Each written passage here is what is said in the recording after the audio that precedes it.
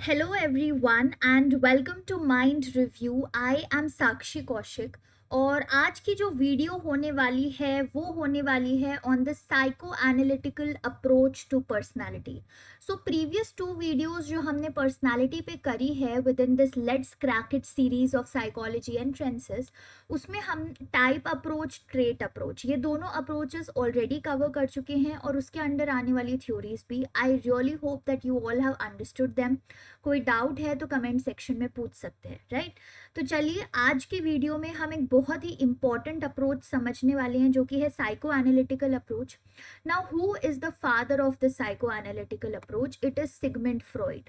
तो Sigmund Freud का नाम बहुत से लोगों ने सुना होगा, ठीक है, who are from the field of psychology, even who are not from the field of psychology. तो इट इज सिगमंड फ्रॉइड जिन्होंने ये अप्रोच दी थी. और इस अप्रोच के अंडर हम ये चार चीज़ें कवर करने वाले हैं आज की वीडियो में. First we will study about the structure of personality, कि सिगमंड फ्रॉइड के अकॉर्डिंग पर्सनालिटी के क्या क्या स्ट्रक्चर्स होते हैं. फिर हम पढ़ेंगे कि पर्सनालिटी की क्या डायनामिक्स होते हैं. Then we'll talk about some of the defence mechanisms and finally हम बात करेंगे the stages of psychosexual development जो सिगमंड फ्रॉइड ने दी थी. एंड फ्रॉइड के अकॉर्डिंग एक इंडिविजुअल की पर्सनालिटी इन्हीं स्टेजेस के थ्रू होते हुए बनती है. So let us first begin the structure of personality. तो स्ट्रक्चर ऑफ पर्सनालिटी, फ्रॉइड ने बोला था कि हमारी पर्सनालिटी के तीन पॉसिबल स्ट्रक्चर्स हैं, end, ego and super ego. तो हम तीनों में ये तीनों जो होते हैं स्ट्रक्चर्स, चाहे वो इड हो या ईगो हो या सुपर ईगो हो, all three of them are present. Now id works on your pleasure principle. तो जैसे बहुत छोटे बच्चे होते हैं ना, कि अगर उनको कुछ चाहिए तो दैट मीन्स उनको चाहिए. They will not care about what the society is thinking, they will not care about what it is, whether it is the right way to ask for something और not, they will just want it. जैसे एक infant होता है, अगर उसे भूख लग रही होती है, the infant will begin to cry until the infant has been feeded. So वो होता है इट, कि आप अपने प्लेजर प्रिंसिपल पे चल रहे हो, कि whatever you want you need it right away. ठीक है, दैट इज योर इड, जो कि आपका इनेट प्लेजर और अग्रेशन, अग्रेसिव और सेक्सुअल टेंडेंसीज पे बेस्ड है. ठीक है. Now one thing that I want to make very much clear right from the beginning, कि जब हम सिगमंड फ्रॉइड की बात करते हैं तो फ्रॉइड का बहुत ज़्यादा एम्फेसिस था अग्रेसिव टेंडेंसीज और सेक्सुअल टेंडेंसीज पे. Now, over here, sexual tendencies doesn't mean the physical sexual tendencies that all of you must be thinking about. Freud actually referred to sexual tendencies in terms of the happiness one receives, the pleasure one receives. And it can be from any activity, anything, any work. ठीक है, तो ये चीज आप clear करके रखिए अपने mind में. ऑल राइट, तो इड हमने देख लिया कि प्लेजर प्रिंसिपल पे काम करती है. ऑन द कॉन्ट्ररी, इड के एकदम ऑपोजिट होता है आपका सुपर ईगो. सुपर ईगो काम करता है मोरालिटी प्रिंसिपल पे, कि भाई अपनी तो जो भी वांट्स है, विशेस हैं, उनको कर्ब कर दिया, लेकिन सोसाइटी के अकॉर्डिंग बिहेव किया. सोसाइटी के क्या नॉर्म्स हैं, क्या रूल्स हैं, उनको फॉलो करते हुए बिहेव करेंगे, एथिक्स को फॉलो करेंगे, कुछ वैल्यू सेट होगा, कुछ मोरालिटी होगी, उन सारी चीज़ों को फॉलो करते हुए जब हम काम करते हैं, then that is super ego. And in between id and super ego is a mediator जिसका नाम है ईगो. ईगो काम करता है रियलिटी प्रिंसिपल पे, कि भाई देखो, ये भी बहुत अच्छी बात नहीं होती कि आप सिर्फ अपनी ही वांट्स देखते रहो और सोसाइटी की वांट्स ना देखो.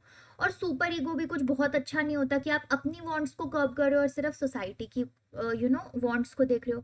सो ego is something that is working on the reality principle, जो आपकी नीड्स की भी टेक केयर करती है और सोसाइटी में कैसे अप्रोप्रिएटली उन नीड्स को एड्रेस करना चाहिए उस चीज़ की भी टेक केयर करती है. So it is basically a mature and adaptive way of behaving, एक मेच्योर और अडेप्टिव पर्सनैलिटी. सो सिगमंड फ्रॉइड के अकॉर्डिंग ये तीनों स्ट्रक्चर्स हमारी पर्सनैलिटी में प्रेजेंट होते हैं. अब किस में कौन सा वैल्यू ज़्यादा है, इड ज़्यादा है, सुपर ईगो ज़्यादा है या ईगो ज़्यादा है, विल डिटर्मिन कि उनकी पर्सनैलिटी कैसी बनती जा रही है. ठीक है, सो आई होप आपको इड, ईगो और सुपर ईगो का कॉन्सेप्ट क्लियर है. Now we'll move on to the dynamics of personality.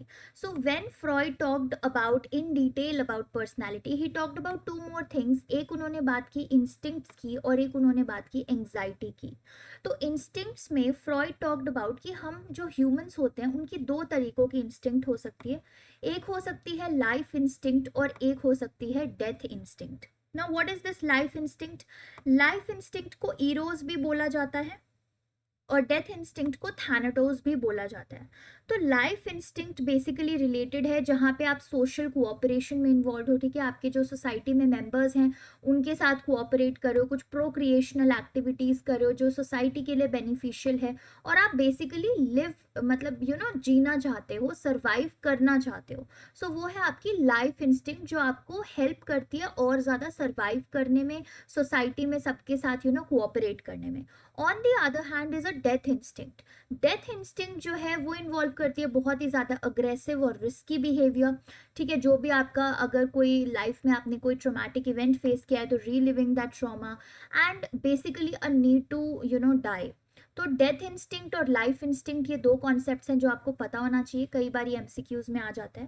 And जो एंग्जाइटी का कॉन्सेप्ट है, एक बार इनफैक्ट एमसीक्यू में आ भी चुका है प्रीवियस ईयर पेपर्स में दिल्ली यूनिवर्सिटी के, ठीक है, कि विच ऑफ, ऐसे कुछ एमसीक्यू था कि which of the following types are, which of the following types of anxiety have not been given by Freud, ठीक है, कि 4 ऑप्शंस दे दिए थे, उन 4 ऑप्शंस में से पूछा गया था कि इनमें से कौन सा एंग्जाइटी टाइप फ्रॉइड ने नहीं दिया था।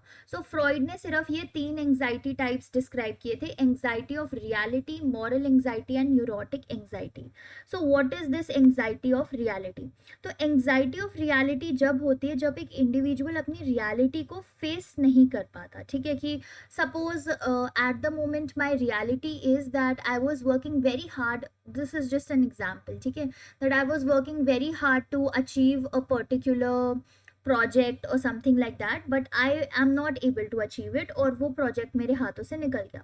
So that is my reality at the moment, but if I am not able to face that reality, then I will be मतलब having a sort of anxiety of that reality, ठीक है। So anxiety of reality is when you are not able to face your current situation, और उस case में क्या है, आप defence mechanisms पे रिजॉर्ट करते हो। तो थोड़ी देर में हम डिफेंस मैकेनिज्म्स भी पढ़ने वाले हैं, so don't you worry about that. Then is your moral anxiety. Moral anxiety जो है वो बेसिकली क्या होता है कि जो आपकी अग्रेसिव टेंडेंसीज होती हैं या आपकी सेक्सुअल टेंडेंसीज होती हैं, जब वैसी tendencies society sort of repress कर देती है या सोसाइटी कर्ब करती है और आप सोसाइटी के डर की वजह से अपनी टेंडेंसीज बाहर नहीं निकाल पाते, तो आपको एक मॉरल एंग्जाइटी होती है। दैट ऐसा कभी कभी लगता है ना, that how am I thinking about these things, ये तो सोचना भी गलत है, पाप है ये तो सोचना। सो that is a sort of moral anxiety that one can face. फिर आपकी न्यूरोटिक एंग्जाइटी भी हो सकती है। न्यूरोटिक एंग्जाइटी में क्या होता है कि एक फियर होता है कि आपकी जो इंस्टिंक्ट्स होती हैं, चाहे वो लाइफ इंस्टिंक्ट हो या डेथ इंस्टिंक्ट हो, वो आउट ऑफ कंट्रोल चली जाएगी, वो आपके कंट्रोल में नहीं रहेगी, आप अपने इमोशंस कंट्रोल नहीं कर पाओगे। So that is, these are the 3 types of anxieties. और एंग्जाइटी और इंस्टिंक्ट्स बेसिकली पर्सनालिटी के कुछ डायनामिक्स हैं जो पर्सनालिटी को और रिफाइन करने में हेल्प करते हैं अकॉर्डिंग टू सिगमंड फ्रॉइड, ठीक है। Now we move on to study the most important part of this video, जो कि है डिफेंस मैकेनिज्म्स। अब डिफेंस मैकेनिज्म्स क्यों यूज होते हैं? जैसा अभी हमने पढ़ा कि कई बार अगर हम रियलिटी को फेस नहीं करना चाहते या फेस नहीं कर पाते तो हम डिफेंस मैकेनिज्म यूज करते हैं। डिफेंस मैकेनिज्म यूज किए जाते हैं कि एंग्जाइटी को हम रिड्यूस कर सकें। तो जो भी सिचुएशन, जो भी इशू हमें एंग्जाइटी दे रहा है, हमें एंग्शियस फील करा रहा है, तो हम डिफेंस मैकेनिज्म यूज करके उस एंग्जाइटी को रिड्यूस करने की कोशिश करते हैं। So one of the defence mechanism is your repression. Repression जैसा कि आप इस इमेज में देख रहे हो कि सपोज इस लेडी की अपने फ्रेंड के साथ बहुत ज़्यादा कोई किसी बात पे लड़ाई हो गई and this situation is giving a lot of anxiety to this lady. तो वो क्या कर रही है, कहीं ना कहीं उस इवेंट को भूलने की कोशिश कर रही है, कहीं ना कहीं उस इवेंट को रिप्रेस करिए ताकि वो इवेंट उस लेडी के अनकॉन्शियस माइंड में चला जाए। तो 3 तरीकों के बताए थे ना फ्रॉइड ने, conscious, unconscious and your subconscious और प्री कॉन्शियस। तो अनकॉन्शियस वो पार्ट है हमारे माइंड का जहाँ पे अगर एक इंफॉर्मेशन चली जाती है then we are not consciously aware of it, हम अभी कॉन्शियसली अवेयर नहीं होंगे उस चीज़ के बारे में जो हमारे माइंड में होगी।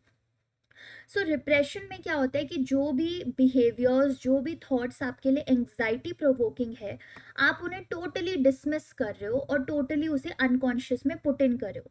तो कभी कभी होता है ना कि हो सकता है आपने कोई ट्रैजिक इवेंट विटनेस किया हो, लेकिन जब आपसे पूछा जाए कि क्या हुआ था उस वक्त, क्या नहीं हुआ था, you just say that I don't remember what exactly happened, मुझे बिल्कुल याद नहीं आ रही उस इवेंट की डिटेल्स। क्यों? Because it is most likely कि वैसा पर्टिकुलर इवेंट आपके लिए बहुत एंग्जाइटी प्रोवोकिंग था और आपने डिफेंस मैकेनिज्म यूज करते हुए उसे रिप्रेस कर दिया। Another kind of defence mechanism is projection, जो कि काफ़ी ज़्यादा कॉमन है आजकल के वर्ल्ड में। प्रोजेक्शन में क्या होता है कि अपने खुद के ट्रेड्स जो हैं हम दूसरे लोगों पे एट्रीब्यूट करने लग जाते हैं। तो फॉर एग्जांपल कि एक इंडिविजुअल है जिसकी बहुत ही अग्रेसिव टेंडेंसीज हैं, ठीक है, वो बहुत अग्रेसिव है पर्सनली और बहुत स्ट्रॉन्ग वायलेंटली और अग्रेसिवली बिहेव करता है। अब वो जो ऐसा बिहेवियर होता है उसका, उसके लिए एंग्जाइटी प्रोवोकिंग होता है। So what that person might eventually do is कि वो प्रोजेक्शन का डिफेंस मैकेनिज्म यूज करके वो ये देखने लग जाए कि जो भी दूसरे लोग उसके साथ इंटरैक्ट कर रहे हैं वो बहुत अग्रेसिवली इंटरैक्ट कर रहे हैं उसके साथ। सो उसका जो एक ट्रेड था of behaving aggressively and violently, उस एक ट्रेड को उसने दूसरे लोगों पे एट्रीब्यूट करना शुरू कर दिया, प्रोजेक्ट करना शुरू कर दिया, ताकि उनकी खुद की एंग्जाइटी जो है वो कम हो सके। After that is regression, as you can see in this image. ये इमेज आपको कुछ अजीब सी लग रही होगी ना कि इतना ग्रोन अप इंसान है, प्रोबेबली ऑफिस गोइंग पर्सन है, जैसा कि ये बैग वैग भी रखा है, and he is crying like a baby. ठीक है, सो रिग्रेशन में क्या होता है, रिग्रेशन एक ऐसे टाइप का डिफेंस मैकेनिज्म होता है जिसमें हम एक अर्लियर स्टेज ऑफ डेवलपमेंट में रिट्रीट कर देते हैं या रिग्रेस कर जाते हैं। तो जैसे स्टेजेस ऑफ डेवलपमेंट है, फ्रॉइड की भी स्टेजेस ऑफ डेवलपमेंट हम पढ़ेंगे थोड़ी देर में। तो ये जो स्टेजेस ऑफ डेवलपमेंट है ना, उसमें रिग्रेशन में यही माना जाता है कि स्टेजेस ऑफ डेवलपमेंट में जो अर्लियर स्टेजेस ऑफ डेवलपमेंट होती है हम उनमें रिग्रेस बैक कर जाते हैं। हो सकता है ये एक ब्रीफ एपिसोड ही हो, या ये भी हो सकता है कि ये बहुत लंबे समय तक चलता जाए। ठीक है, सो जैसे अगर इस इंडिविजुअल को कोई बैड न्यूज़ सुनाई गई कि आपका जो प्रमोशन होने वाला था वो अब नहीं हो रहा, and now this individual is crying and sulking like a baby would do और अ टॉडलर वुड डू। ठीक है, जैसे रोड पे बैठ के रोते हैं ना बच्चे कि मुझे ये टॉय चाहिए तो चाहिए, समथिंग लाइक दैट। सो वो हो गया आपका regression. Then is another stage जो कि है आपकी रिएक्शन फॉर्मेशन की डिफेंस मैकेनिज्म।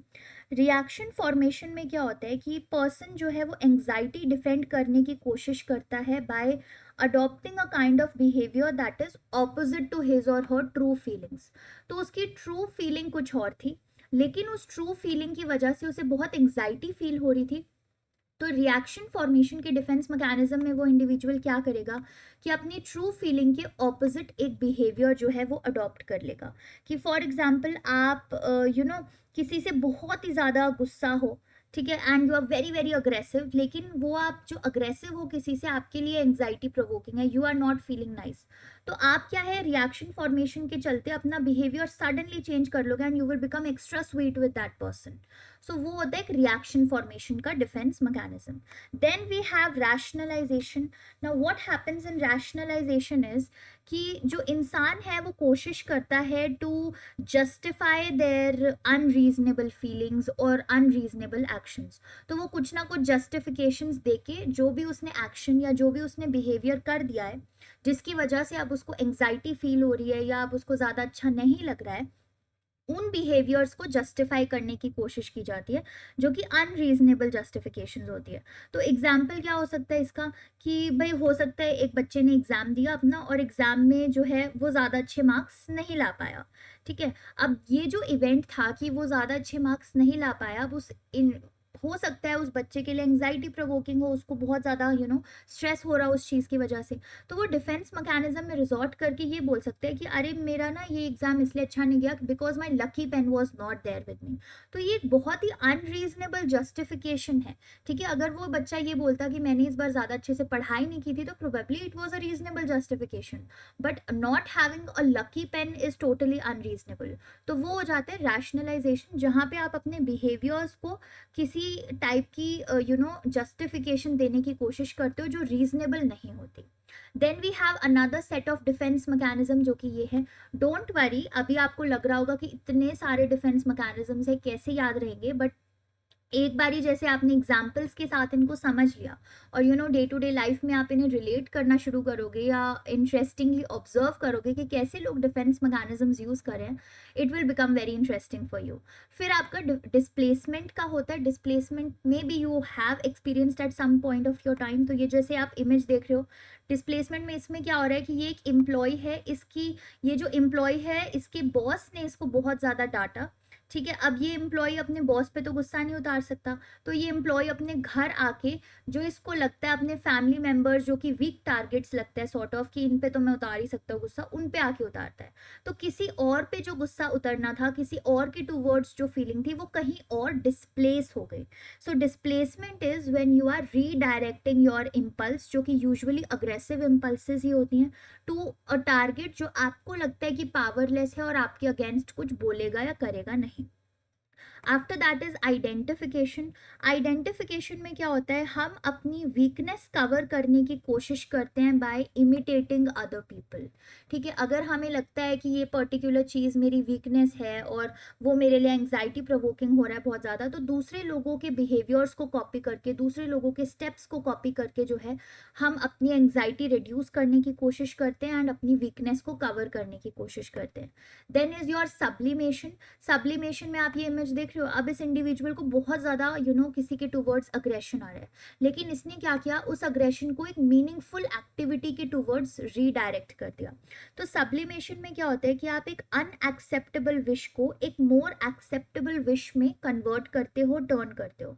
तो रादर दैन कि आप अपने अर्ज पे फाइट करने लग जाओ, अपनी अर्ज पे एक्ट करो कि वहाँ पे जाके मार धाड़ मचा के आते हैं, किसी के साथ फाइट करना, ठीक है, वो तो एक अनएक्सेप्टेबल विश हो जाती, पूरी सोसाइटी आपको बोलती कि दिस इज सो बैड, आपने ऐसे किसी को मारना नहीं चाहिए।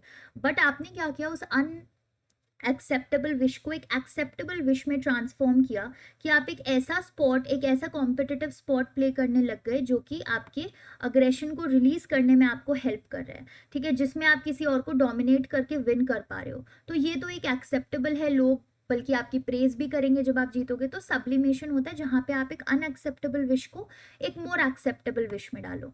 And denial, a very very common type of defence mechanism.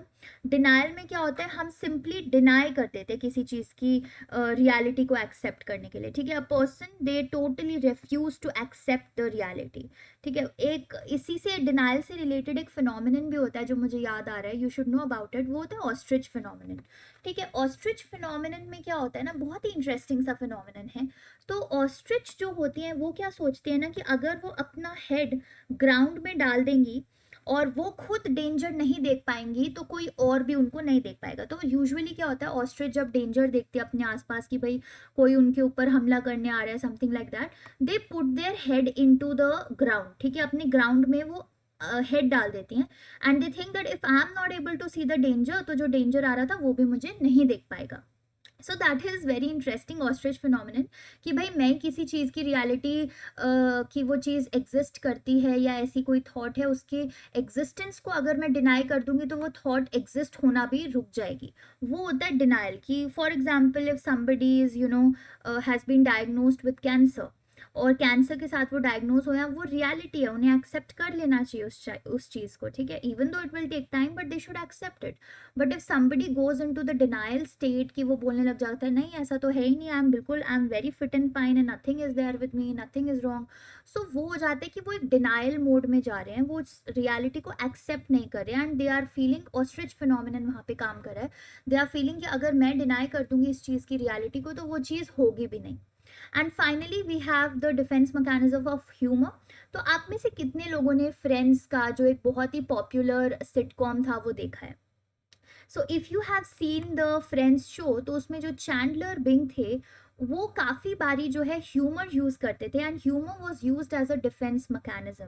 ठीक है, तो ह्यूमर में क्या होता है कि हम एंग्जाइटी रिड्यूस करने के लिए कुछ जोक मार देते हैं, कुछ फनी बोल देते हैं ताकि हम अपनी खुद की एंग्जाइटी जो है वो रिड्यूस कर पाएं। So that is what happens in humour. ठीक है, so you would be able to relate with this person Chandler Bing if you have seen the show Friends, और आप ह्यूमर को और इजीली समझ पाओगे as a defence mechanism. So these are some of the defence mechanisms that you should be aware of, और भी काफ़ी होते हैं but these are some important ones. ठीक है, and now we move on to the stages of psychosexual development जो कि Freud ने दी थी। ठीक है, now Freud also talked about certain stages that we all go through जिससे हमारी पर्सनैलिटी एंड ओवरऑल हम डेवलप होते हैं।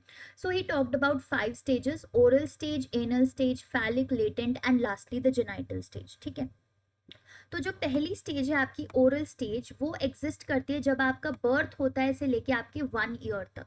और यहाँ पे जो एरोजनस जोन होता है, यानी कि वो जोन जिस पे इन्फेंट का पूरा फोकस होता है, या जो प्लेजर सीकिंग जोन जिसको बोल सकते हैं कि जहाँ से वो अपनी प्लेजर वाली टेंडेंसीज अचीव करता है, दैट इज द माउथ। ठीक है, माउथ होता है एरोजनस जोन या प्लेजर सीकिंग जोन। तो इसीलिए आप इन्फेंट्स को ज़्यादातर देखोगे कि वो या तो उनको फीड किया जा रहा है, या वो अपने थंब को सक कर रहे हैं, जो भी चीज़ उनको दी जा रही है they are taking it into their mouths. और यहाँ पे उनकी डेवलपमेंट किन चीज़ों की होती है अकॉर्डिंग टू फ्रॉइड, ये जो ओरल स्टेज होता है, अगर ये अच्छे से गुजर जाता है एक इन्फेंट का, then they develop a basic feeling about the world. तो ओरल स्टेज में एक इन्फेंट अपनी बेसिक फीलिंग डेवलप करता है अबाउट द वर्ल्ड।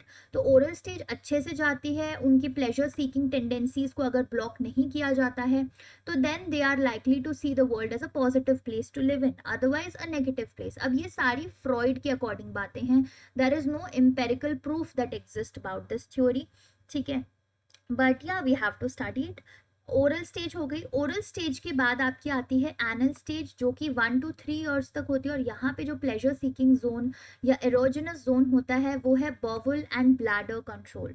ठीक है, तो इस वक्त क्या है कि ये जो एनल स्टेज है वहाँ पे बच्चे जो है एक्सपीरियंस करते हैं pleasure in moving their bowels और in moving their bladder control. ठीक है, तो यहाँ पे they learn to respond to the demands of the society. So this is the stage where the child or the toddler we can say is learning to respond to the needs of the society, की जो society की अलग अलग needs होते हैं उसके लिए हम कैसे respond कर सकते हैं। और यहाँ पे वो एक basic conflict face करते हैं, conflict between the id and the ego। ठीक है, id क्या है कि उनकी desire है वो अपना बेबीश pleasure करते रहें, bowel movements करते रहें। और ईगो क्या है कि आपको एक अडल्ट की तरह थोड़ा बहुत बिहेव करना चाहिए, आपको कंट्रोल्ड बिहेवियर करना चाहिए और मैनर्स आने चाहिए, टॉयलेट ट्रेनिंग होनी चाहिए। सो that is your anal stage.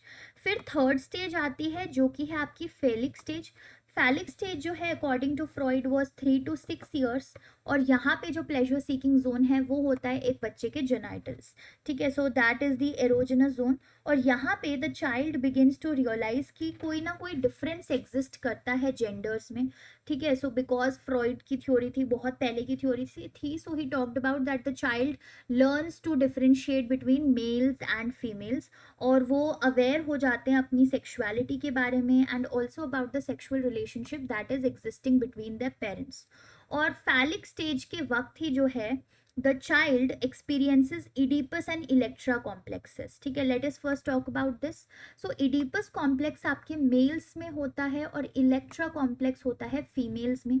What happens in the Oedipus complexes कि जो मेल चाइल्ड होता है आपकी इस फैलिक स्टेज में 3 to 6 years की एज में, वो डेवलप करता है sensations of love for the mother. ठीक है, the sexual love and not the motherly love. And because they develop love for mother, they develop hostility towards their father. और उनको लगता है कि वो अपने मदर के साथ ही रहें and father should not be there. And but what happens is they also fear a sort of punishment by their father कि अगर मैं ऐसा सोचूंगा तो मेरे फादर जो है मुझे पनिश भी कर सकता है। So this is a sort of Oedipus complex जो मेल चाइल्ड जो है फैलिक स्टेज में एक्सपीरियंस करता है। I know it is seeming a lot strange to you जब आप ये बात सुन रहे होगे, मुझे भी लगा था for the first time when I studied this theory, but that is what Sigmund Freud said, right. But Oedipus complex gradually resolve कैसे होता है? It gradually resolves when the child accepts the father's relationship with his mother. ठीक है, वो child accept कर लेता है कि मेरे मदर और फादर का रिलेशन है, और वो अपना जो है बिहेवियर मॉडल करता है after the behaviour of how is his father is behaving. ठीक है, सो दैट इज हाउ ये जो इडिपस कॉम्प्लेक्स है वो रिजॉल्व होता है। और इडिपस कॉम्प्लेक्स का रिजॉल्व होना एक मेल चाइल्ड के लिए बहुत इंपॉर्टेंट इसीलिए भी हो जाता है ताकि वो फैलिक स्टेज से निकल के दूसरी स्टेज में पहुंच सके और फैलिक स्टेज में अटक के ना रह जाए।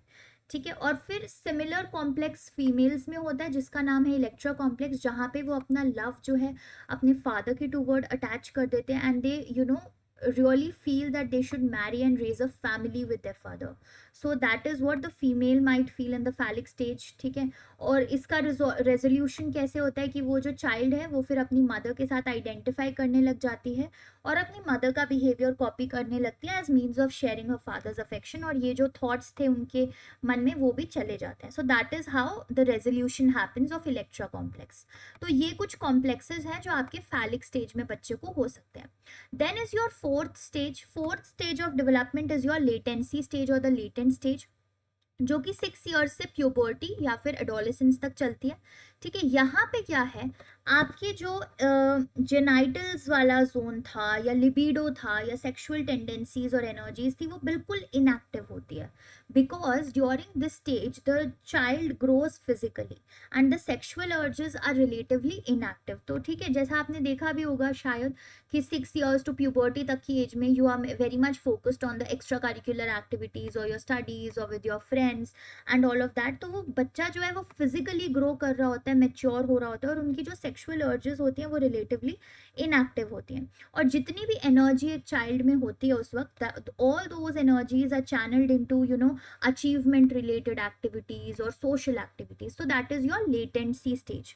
And finally we have the fifth stage, जो कि आपकी जेनाइटल स्टेज है, जो प्यूबर्टी से लेके अप अंटिल यू लिव जब तक चलती है. और यहाँ पे फिर से एक बारी जो जो साइकोसेक्सुअल डेवलपमेंट जिसे हम बोलते हैं उसमें मेच्योरिटी इंसान गेन करने लगता है, और जो सेक्सुअलिटी थी, जो फियर्स थे, जो रिप्रेस्ड फीलिंग थी अर्लियर स्टेजेस की, चाहे वो फैलिक स्टेज की हो, एनल स्टेज की हो या ओरल स्टेज की हो, तो जो भी वो सेक्सुअलिटी, फियर्स और रिप्रेस्ड फीलिंग्स थी इन स्टेजेस की, वो एक बारी फिर से एक्टिवेट हो जाती हैं आपकी जेनाइटल स्टेज में. ठीक है, once again they are exhibited.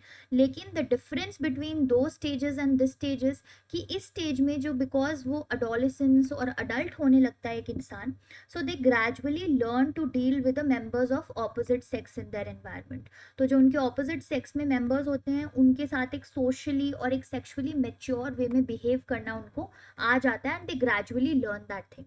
तो ये कुछ 5 स्टेजेस हैं फ्रॉइड की साइकोसेक्सुअल डेवलपमेंट की.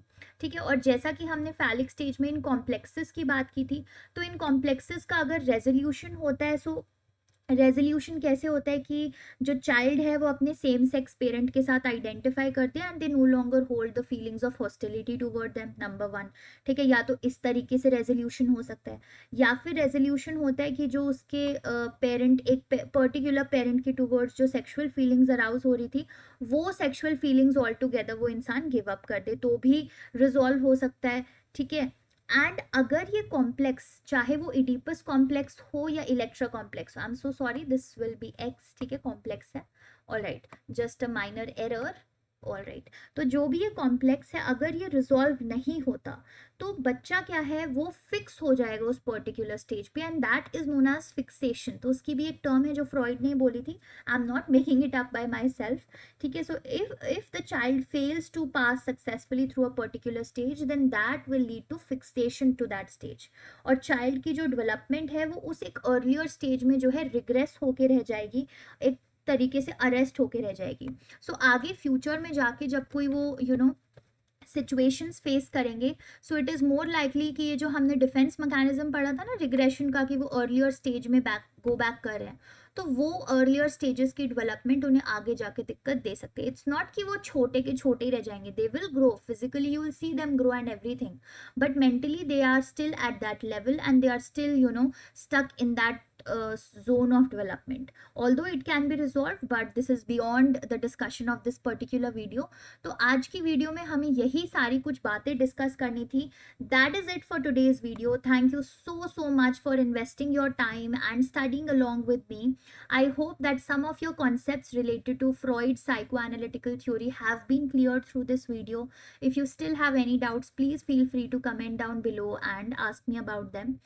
And till then, have a very good day. Please make sure that you have subscribed to the channel of Mind Review and join in the Psychology Entrances Let's Crack It series, which is a very fun and interesting series जिसमें हम लोग psychology के under graduate level का सारा syllabus जो है paper by paper, topic by topic cover कर रहे हैं. If you feel that you have missed any of the previous videos, so you can go on to the playlist of Let's Crack It series and watch that video as well. तो biopsychology, general psychology, organisational psychology and social psychology ऐसे papers हैं जो हम complete कर चुके हैं.